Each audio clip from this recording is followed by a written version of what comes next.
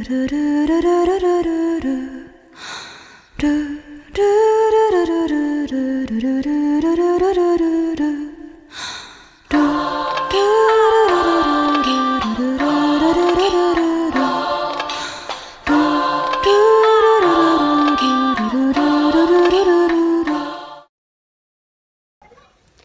pa ang hinihintay niyo?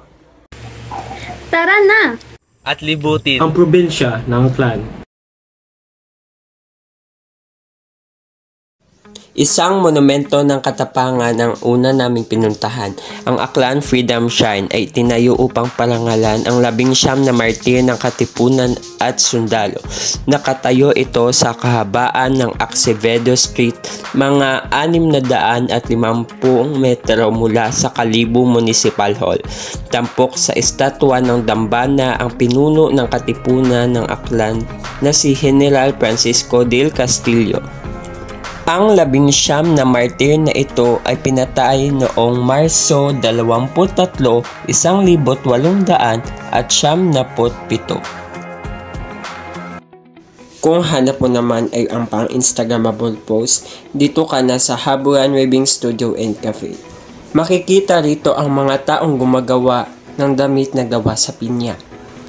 Ang pinya ay isang hinabi ng kamay na tela ng Pilipinas na karamihan ay ginawa ng Aklanon sa lalawigan ng Aklan sa Kanlurang Visayas, Pilipinas.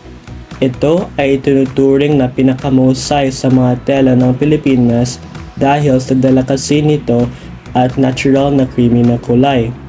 Ito ay gawa sa mahibla mula sa panloob ng layer ng mga dahon na katutubong halaman ng pinya ng pulang Bisaya variety. Ang ilang paghabi ay ginagawa din sa Palawan. Ang pagkuha ng mahibla ay isang mahirap na proseso. Ang isang porcelana shard ay ginagamit upang alisin ang epidermis at ilantad ang mag-aspang na mga hibla. Upang kunin ang panloob na patong ng mahibla, ang gilid ng isang piraso ng hinati na baon ng niyog ay tinatakbuhan sa ibabaw. Kung hanap mo naman ay gumawa ng iba't ibang uri ng kaang at palayok, Lezo Aklan is the perfect place for you. Ang Lezo ay isang maliit na bayan sa Aklan, ngunit ito ay malaki sa talento at kultura na sumasalamin sa kanilang craft, clay pottery. Sa tabi ng simbahan ng bayan ay matatagpuan ang Bayangan Village. Dito hinuhubog ng mga lokal ang mga garapon na may magandang disenyo, mga kalderong luwad at iba pang produktong clay sa iba't ibang hugis at sukat. Bayangan Village talaga ang ipinangalan dito. Ang buong kalye ay isang pamayanan kung saan ang mga lokal ay gumagawa ng kanilang kabuhayan sa pamamagitan ng paggawa ng clay pottery.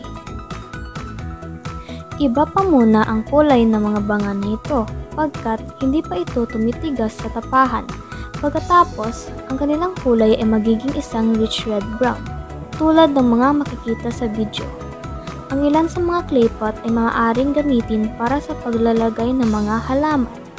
Ang ilan ay hinuhubog sa mga garapon o mga florera. Pagkatapos ay nilamnan at pininturahan ng iba't ibang disenyo para sa mga layuning pampalamuti.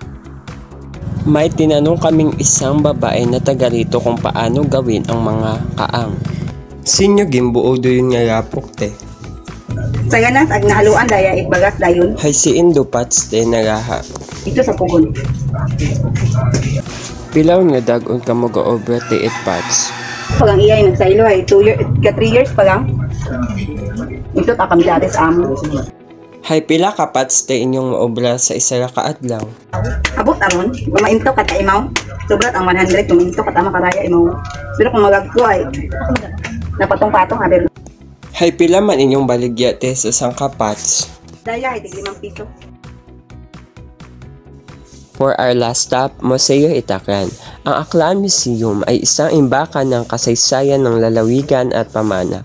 Protektado ito sa loob ng maraming makasaysayan at kultural na artifacts na ipakita ang mga natatanging at makulay na kasaysayan na ibinahagi ng mga tao sa Aklan.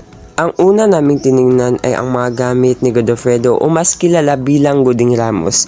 Siya ang nagtulak na may walay ang Aklan mula sa Capiz upang ito ay maging isang probinsya. Kaya siya tinaguri ang Father of Aklan.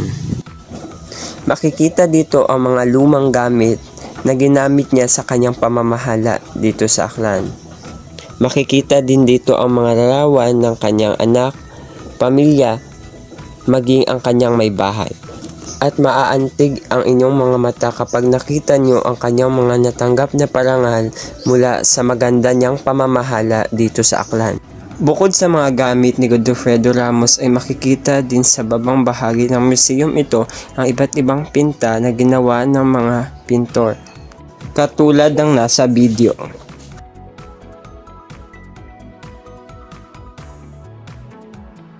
Sa museum ito ay makikita din ang mga antik na gamit na galing sa mga taong unang naninirahan dito sa bayan ng Aklan. Kagaya lamang ng mga banga, kaldero, at iba pa. Samahan nyo naman kaming tunguhin ang itaas na bahagi ng museum.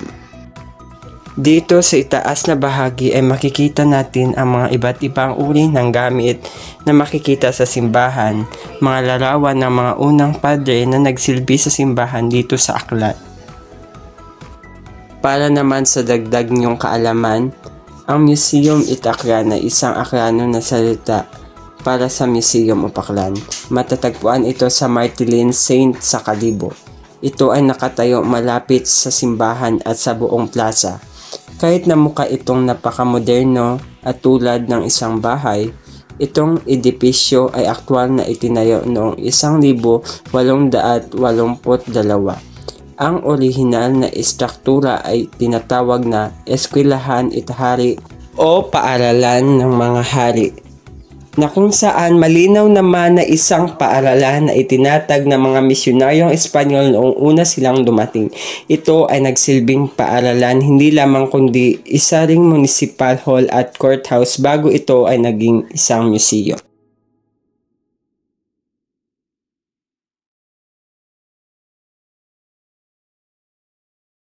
Nga po pala si Fernan Rafael Ciaure at kasama ko po ngayon ang aking in-interview. Sir, ano pong pangalan nyo?